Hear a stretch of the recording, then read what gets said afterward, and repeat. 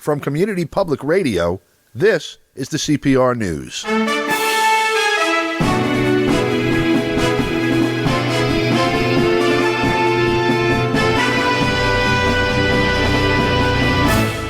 From New York, I'm Don DeBar. Today we go to Esteli in Nicaragua to speak with Stephen Sefton, journalist and a longtime reporter for us on events south of the border in Central and South America and the Caribbean. Stephen, it's a pleasure to have you with us.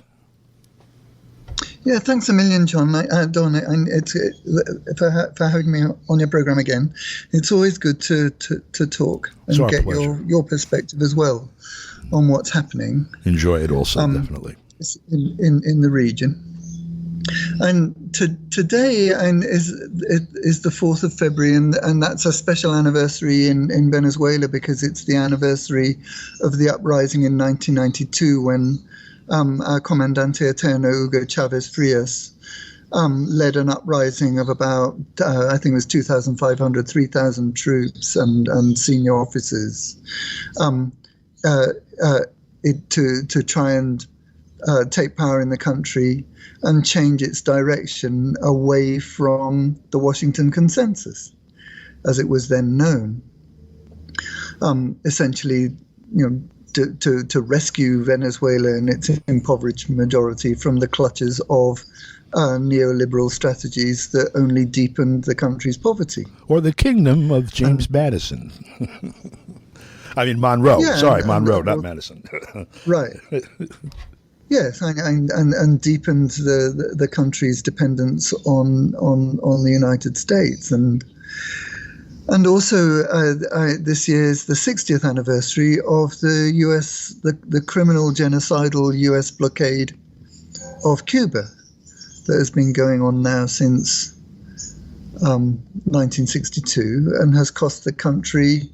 And there are various estimates of what it has cost Cuba in terms of dollars, but a current value is not far off $1 trillion for a country of what's the population of Cuba? About 12 million, something roughly, like that. Yep. Yeah, about 12 million. So this tiny Caribbean island nation has been subject to this genocidal blockade by the most powerful country in the world for 60 years, and with zero success from the point of view of changing its commitment and its population's commitment to sustaining their communist revolution. Hey, not only that, how far is it? How bad of a failure has the U.S. policy been? They just approved the 5th COVID vaccine in Cuba that was domestically designed and produced. Right, and with a far, and those Cuban vaccines have been used here in Nicaragua and elsewhere. And it's clear that they are far superior in terms of safety and security to the mRNA vaccines that have been touted by the World Health Organization and the United States, and that have had a very high number of very serious adverse reactions around the world internationally. But that's another topic, obviously. Right. But no, the fact that Cuba has been able to develop these vaccines independently is an incredible achievement for a country that's been subject to 60 years of economic and other kinds of blockade, technological blockade by the most powerful country in the world up until now. And that situation is rapidly changing. Yep. So, and those two anniversaries, and it seems to me are very, very significant in terms of, if you look at the region now. We've been arguing for a long time that the United States is steadily losing its grip, despite its determination to cling to the Monroe Doctrine. It's steadily losing its grip on Latin America and the Caribbean, to the point where it's reduced to spoiling. It can still manage to prevent progressive political movements from reaching power, but it's less and less able to achieve that aim. And instead, what it then resorts to are efforts, one way or another, to hobble or limit the political and economic policy space that's available to the progressive governments that do in fact get elected. And you can see that in Honduras. Right. And what happened in Honduras was that a progressive government won an absolutely overwhelming electoral victory, to the point that the traditional corrupt electoral manipulation that the right-wing elites and the right-wing oligarchy in Honduras has always managed to impose, and they managed to defeat that, which is that in itself is a huge achievement. Amazing, really. But immediately what happened, and what then happened, was that the United States local allies worked to suborn and subvert and corrupt a block of deputies that had been elected to the progressive government parties as members of the progressive government party in the Honduran legislature, the National Congress. They bought off something like 18 deputies, and those deputies that should have been voting for the candidates for the directive, the board of the National Congress, those 18 deputies voted for the right-wing candidates.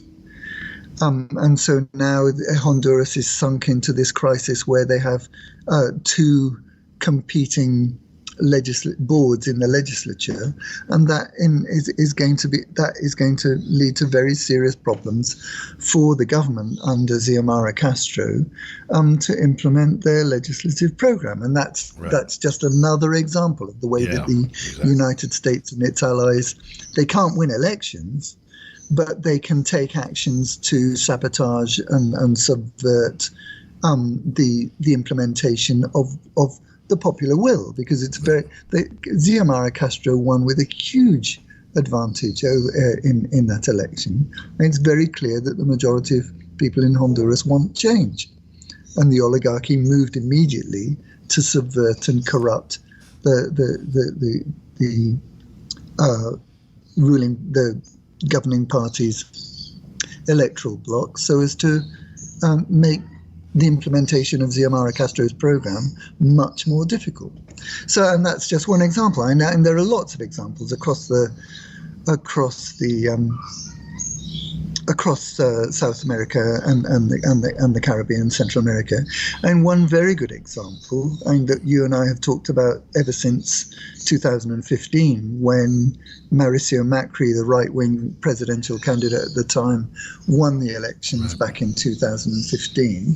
And what he progressively set out to do was to destroy Argentina's economy to the benefit of himself and his ruling elite accomplices in the Argentinian oligarchy, and they sunk Argentina into extremely deep external debt. They negotiated a completely illegal, by the way, agreement with the International Monetary Fund that saddled Argentina with something like, I can't remember the exact figure, I think it's something like $45 billion of debt. And so when Alberto Fernandez and Cristina Fernandez won the elections a couple of years ago, they then found that their economic policy space was very, very seriously curtailed and limited, because they were subject to trying to renegotiate this enormous debt again in terms of Argentina's economy. And that's another way in which the United States manages, through the instruments at an international level in the international financial institutions that it controls. That's another way that the United States is able to spoil the development of progressive policies that benefit the majorities in the countries of South America, Central America, and the Caribbean. Let me explain this to our audience in simple terms. I own a delicatessen, and it's very profitable. I'm going to take a month's vacation, and I hand it over to you to manage for me while I'm gone, and you're going to return it to me when I get back. As soon as I leave, you go to the bank, borrow the full value of, at least, of the delicatessen from the bank, pledge the delicatessen as collateral, and then leave with the money. And when I come back, I have to pay back the debt. That's essentially what they do. Yeah, and in this case, you're talking around the debt that Macri added to Argentina's or existing debt. And the other thing is about 44 billion in terms of money from the IMF. It's more like the whole chain of 7-Elevens than one deli, right? Yeah. And the thing is that was, I think, I'm right in saying that was the biggest loan the IMF had ever authorized. Sure. And they authorized it using a procedure that was completely incorrect. And there's a lot of criticism in Argentina against Alberto Fernandez for not attacking the IMF more aggressively and insisting that they forgive it, if not all, at least a large amount of the debt because of the incorrect way in which the IMF processed the debt request and the debt disbursement. But the other thing to bear in mind is that one of the reasons that Argentina is so deeply sunk in debt and has this very serious external debt problem is because Mauricio Macri agreed to pay the vulture funds that had been harassing and intimidating Argentina for ever since the early 2000s, ever since the government of Nestor Kirchner around 2006, and the subsequent government of Nestor Kirchner's wife, Cristina Fernandez de Kirchner, who imposed haircuts and were refusing to pay that were agreed by the great majority. That was agreed by that renegotiation, that restructuring of debt back in that period between 2006, 2012, 2013. That renegotiated debt was accepted by the great majority of Argentina's creditors, and it was only the vulture fund holdouts that refused to accept that restructuring. Right. And one of the first things that Mauricio Macri did when he got into power after being elected in 2015 was to recognize the claims of the vulture funds as legitimate. And that immediately added another few tens of billions of debt onto Argentina's foreign debt commitment. They actually wrote a check for it and handed it to Barack Obama, who came down to Buenos Aires to pick it up. Right. So that's the background in which the IMF dispersed in a completely incorrect way this massive loan to Mauricio Macri's government. Why did they disperse it? Because Macri would have been unable to continue paying Argentina's external debt thanks to the mistaken, very dishonest and corrupt decisions that he took, thus increasing Argentina's debt. He increased Argentina's debt to the point where he knew they wouldn't be able to repay it. And then he went to the IMF to ask for more money to be able to repay the debt that he himself had incurred. Yeah. So, so then what does that mean in current terms? What the renegotiation that Alberto Fernandez has been able to carry through, it restructures the debt. So instead of having to start paying it back in 2024, instead of having to pay it back by 2024, which is when the original debt that Macri incurred with this illicit IMF loan, that was when it was supposed to expire. Right. That will now be paid back by 2031. So what they've in effect gained is something like a 10-year restructuring. Yeah, they were they were scheduled to make a $730 million payment 3 days ago. Yeah, and they wouldn't have been able to do so without this new agreement. So why is the IMF agreeing to that, to the terms, which in terms, in looking at the traditional conditions that the IMF imposes on countries that incur debt from the IMF, the conditions that it's imposing on Argentina are superficially quite moderate or mild. But the only reason they're doing that is because if they didn't, the whole thing would collapse, and Argentina would fall into default with everything that entails, which is bad for everybody, including the IMF and its backers. So, and the IMF, under the terms of the agreement, the IMF is going to control, effectively, it's going to control economic policy, but they promise that they're not going to impose privatization.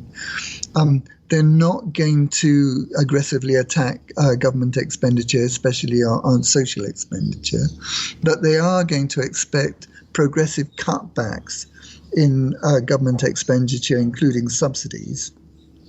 And they're demanding a reduction in the Argentinian government's projected budget deficits over the next few years, and which will take Argentina towards, in theory, towards a balanced budget, which anybody who's been following the economic development of Latin America and the Caribbean over the years understands that a balanced budget is almost always based on neoliberal policies that deepen poverty for the majority of the people in the country concerned, and actually serve the interests of foreign investors, the people who own the country's foreign debt, and that a balanced budget in itself puts severe limitations on the social and economic policy that a government can follow if it's trying to improve the conditions of life for its general population. And again, now in this loan, it's like these loans are like kind of constantly recurring fantasies, and the IMF is saying that, and the government, Alberto Fernandez's government, is repeating the ridiculous refrain that somehow they're going to be able to finance the debt with greater productivity and greater export capacity. It's the same nonsense we heard in 2001.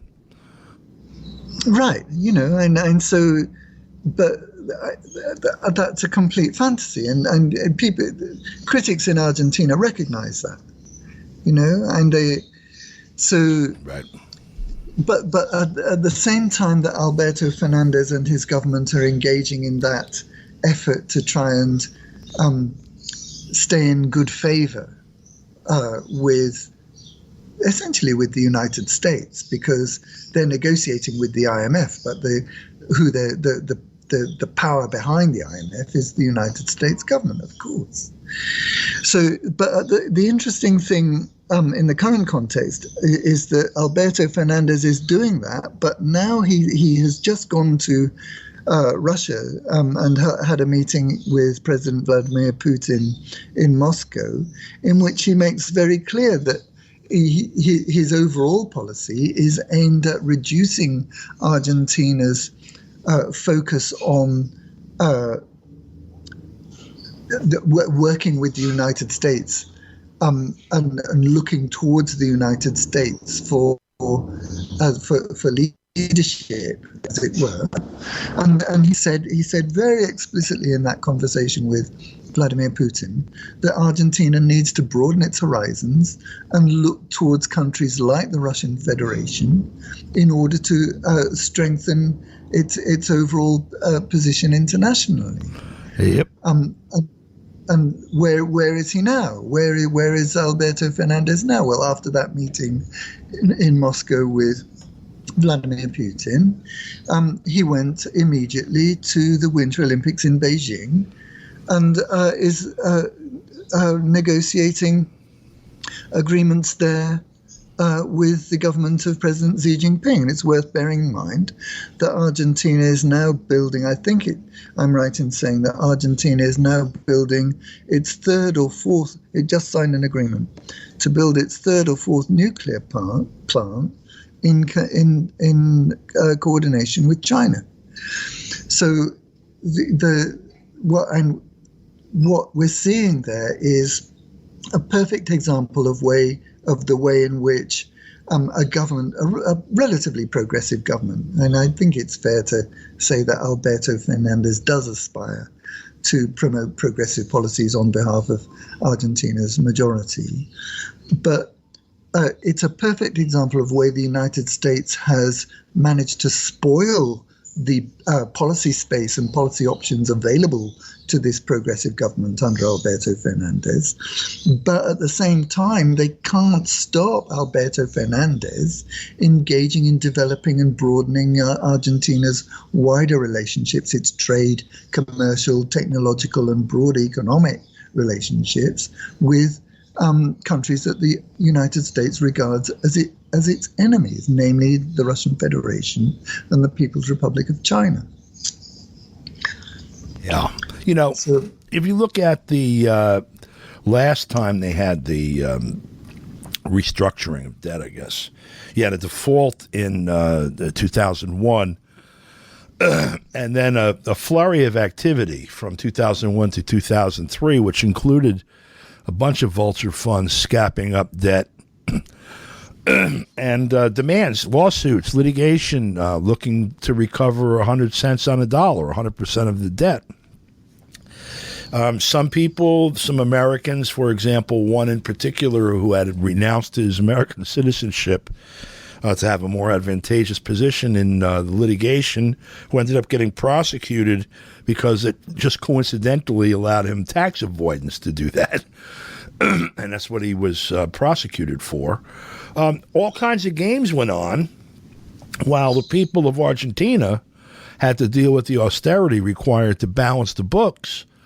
You had the presidency, Nestor Kirchner took power in 2003 and started to basically set the financial house in order. He and Cristina Fernandez de Kirchner did everything that they could for that. And then you got Macri. You had Pineda for a minute, but you have Macri who put them in the same position with this massive amount of debt again. You had 91 billion, I think, 90-something billion they defaulted on back in 2001. And we're up already now just renegotiating with IMF a $44 billion piece. The total of that 90 billion, 91 billion, whatever it was in 2001, by the way, a quarter of that was owned by the domestic elite and some of it by, I'm sure, union pensions and such. Those are the people, I'm sure, that got screwed the worst. Well, the elite probably the ones that did the best, along with hedge fund and vulture fund, investors, quote unquote, up here and in London and Tokyo or wherever. Yeah, and that whole debt issue in Argentina, and I'm not an expert by any means on economics or the economics of debt. But one of the things that various people, and including, I think, Michael Hudson, one of the probably the leading economist in the United States, in many people's opinion, and he explained many years ago that in fact, a lot of Argentina's debt is owned by the Argentine oligarchy, by means of the kind of veil of tears strategy that they use to disguise their operations, operating offshore from offshore havens. And so, Macri and himself and his family are perfect examples of that. And so what they did was they incurred all that debt and manipulated it and so as to benefit themselves, and engaged in massive capital flight to decapitalize Argentina's economy, and they are going to be the beneficiaries, to a great extent, of Argentina's efforts to repay this debt directly. So, Perhaps another time, and we can look more closely at that issue. But again, I just use Argentina. I just wanted to mention what's happening in Argentina because it's an example of the way in which the United States can no longer dominate the region as overtly and directly as it has done over the past 150 years, but it can still act as a spoiler and make it impossible for the region's impoverished majority, or not impossible, but extremely difficult for the impoverished majority in the countries of South America and the Caribbean to achieve their aspirations for a better life. And you can see that also in this weekend, Don. Before we go there, let me just punctuate that with this. Back in 2001, you have two people that were primarily involved in this, particularly the vulture fund stuff. One is Kenneth Dart. Okay, his bio says that he's an American-born, Cayman Islands-based a billionaire with about $6.6 billion in 2013. He and his brother Robert both renounced their American citizenship. Kenneth has he took Cayman Island Caymanian citizenship, Belize citizenship, and then Irish citizenship. All of these, of course, are tax havens. He moved his residence, citizenship or not, to the Caymans, which is a tax haven. And then he and we're talking in Argentina now, 2001 to 2003, he and Paul Singer, who's the one that Obama picked up the check for, I forget what is it, $12 billion or something back in the first couple of days of Macri's. Before he could sign the oath of office, he signed this check to Paul Singer.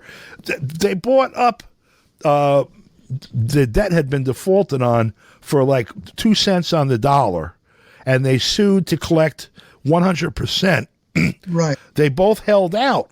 They refused to go in for the settlement where they would have made only 10 times their money. And all it took was a change of government in 2015 for Singer to get his whole amount of money. And apparently Dart had angered somebody, so he didn't get treated quite as well. But in other words, these operations are also self-financing. Right. Right. Yeah, no, we could spend hours and hours and hours talking about the details of how those shenanigans are operated to the benefit of both local elites and the Wall Street elites. Instead of hours, though, we've got about a minute and a half. So what do you want to talk about next? And just quickly, the Costa Rican election is another example of the way countries are kept under control. There are 25 candidates, the three leading candidates, and that election is on Sunday, February the 6th. The three leading candidates are all neoliberals of one stripe or another. And so what does that mean? That means that Costa Rica has no options except what local U.S. allies are prepared to allow in terms of economic and space for their country's majority. And I think what we're going to see as a result of this election is a continuing decline in Costa Rica's position relative to the rest of the region, in particular, as in stark contrast to Nicaragua. Yeah, agreed. And by the way, even if they were able to elect a bona fide progressive there as president, if that's what came out of Sunday's election, they have the recent example of what happened in Honduras only 2 weeks ago, which is the United States stoking up the opposition and supposedly the allies of the progressive that was elected who ran with her and as progressives who stepped in to the opposition as soon as they took office. So who knows? You know, it's a tough road to hoe no matter what. Stephen, thank you for your time and your insight and all the information you bring to us, and we'll speak with you again next week. Thanks, Don. Looking forward to it. And that's all the news we have for you right now. For Community Public Radio, I'm Don DeBar in New York. Thanks for listening.